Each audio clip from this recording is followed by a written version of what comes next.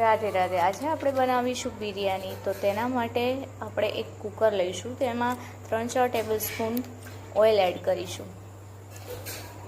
ત્યારબાદ બધા મસાલા જે છે એ રેડી કરી લઈશું।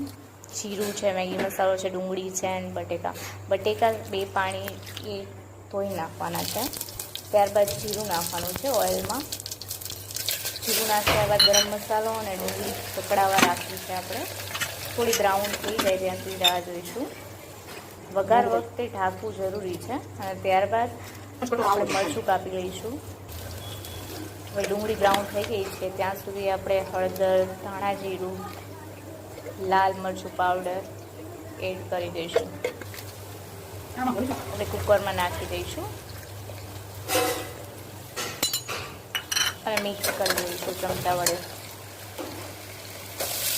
હવે બટેકા એડ કરી દઈશું।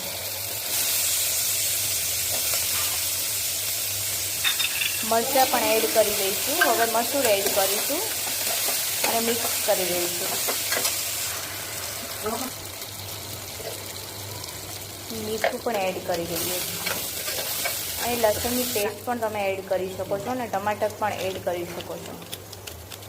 હવે મેગી મસાલો એડ કરી દઈએ।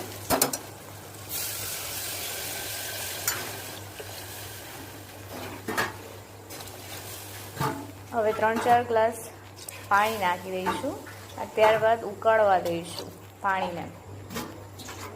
ત્યાં સુધી આપણે ચોખા 2 વાર ચોખ્ખા પાણીએ ધોઈ લઈએ।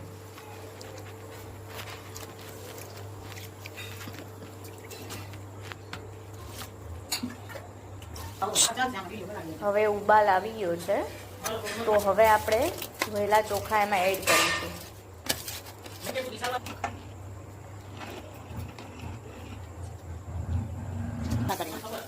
હવે આમાં પણ થોડો ઉબાલ આવી ગયો છે। હવે આપણે ઢાંકણું બંધ કરી દઈશું કુકરનું અને હવે કાનુડો રાઈસ જોઈ રહ્યો છે કે ક્યારે બિરયાની બનીને ત્યારે હું ખાઉં તો ચલો બિરયાની વાગી ગઈ છે। રેડી છે આપણી બિરયાની, વેજ બિરયાની ટેસ્ટી। હવે કાનાને પીરસી દઈશું।